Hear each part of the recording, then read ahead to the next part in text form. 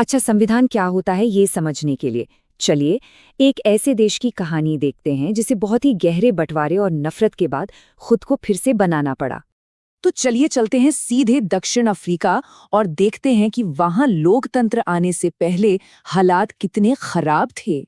ये उस दौर की हकीकत थी जिसे कहते हैं रंगभेद, मतलब नस्ल के आधार पर भेदभाव करने वाला एक ऐसा क्रूर सिस्टम जिसे वहां की गोरी अल्पसंख्यक सरकार ने जबरदस्ती लागू किया हुआ था। और ये भेदभाव सिर्फ कुछ जगहों पर नहीं था। नहीं, इसने तो जिंदगी के हर हिस्से में जहर घोल दिया था। पूरे देश को बस त्वचा के रंग के आधार पर बांट दिया गया था। सोचिए, ये सिस्टम कितना दमनकारी था। इसे बनाया ही इसलिए गया था ताकि इंसानों को उनके रंग की वजह से दूसरे दर्जे का नागरिक बनाकर रखा जा सके, और इसे लागू भी बिना किसी रहम के किया जाता था। लेकिन इतने गहरे अंधेरे और जुल्म के बीच से ही आज़ादी के लिए एक बहुत ताकतवर संघर्ष ने जन्म लिया। इस बदलाव की सबसे बड़ी ताकत बनी अफ्रीकन नेशनल कांग्रेस यानी ANC, जिसने इस जुल्म के खिलाफ एक बड़े आंदोलन को खड़ा किया। और ANC के सबसे बड़े नेताओं में से एक नेल्सन मंडेला ने अपने शब्दों से इस पूरे संघर्ष की आत्मा को दुनिया के सामने रख दिया। रंगभेद का विरोध करने और बराबरी का हक मांगने की वजह से वहां की गोरी सरकार ने मंडेला पर देशद्रोह का मुकदमा चला दिया। साल 1964 में उन्हें उम्र कैद की सजा सुनाई गई और उन्होंने अपनी जिंदगी के अगले 28 साल देश की सबसे खौफनाक जेलों में से एक रॉबिन आइलैंड में बिताए। लेकिन जैसे जैसे संघर्ष तेज होता गया और पूरी दुनिया से दबाव बढ़ने लगा, रंगभेद की ये जालिम हुकूमत कमजोर पड़ने लगी। और तब इतिहास ने एक ऐसा मोड़ लिया जिसकी किसी ने उम्मीद नहीं की थी। दशकों के लंबे संघर्ष के बाद आखिरकार वो दिन आ ही गया। 26 अप्रैल 1994 को एक नए, आज़ाद और लोकतांत्रिक दक्षिण अफ्रीका का जन्म हुआ।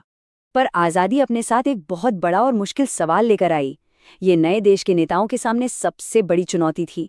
देखिए, दोनों ही तरफ गहरे डर और जख्म थे। गोरे लोगों को डर था कि अब उनसे बदला लिया जाएगा, उनकी संपत्ति छीन ली जाएगी।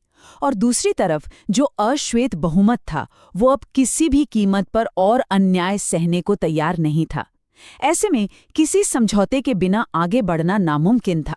इस नामुमकिन सी लगने वाली समस्या का हल एक लिखे हुए दस्तावेज के रूप में निकला। एक ऐसा दस्तावेज जो उस देश के भविष्य के लिए एक पवित्र समझौता बनने वाला था। और यहीं पर कुछ ऐसा हुआ जिसकी शायद ही किसी ने कल्पना की हो। जो कल तक एक दूसरे के जानी दुश्मन थे, वो अब एक ही मेज पर बैठकर अपने देश के लिए नए नियम बना रहे थे। जैसा कि खुद नेल्सन मंडेला ने कहा, ये सिर्फ एक कानूनी किताब नहीं थी, बल्कि एक वादा था, एक साथ मिलकर एक बेहतर भविष्य बनाने का वादा। तो ये पूरी कहानी हमें हमारे मूल सवाल पर वापस लाती है कि आखिर ये संविधान होता क्या है। क्या ये सिर्फ नियमों की एक किताब है या उससे कहीं बढ़कर कुछ है? दक्षिण अफ्रीका की ये कहानी हमें बहुत अच्छे से समझाती है कि किसी भी समाज के लिए एक संविधान इतना जरूरी क्यों होता है। मोटे तौर पर एक संविधान 4 बहुत जरूरी काम करता है। पहला, ये लोगों के बीच भरोसा पैदा करता है। ये कुछ ऐसे बुनियादी नियम तय करता है जिन पर सब राजी हों, ताकि सब एक दूसरे पर विश्वास कर सकें।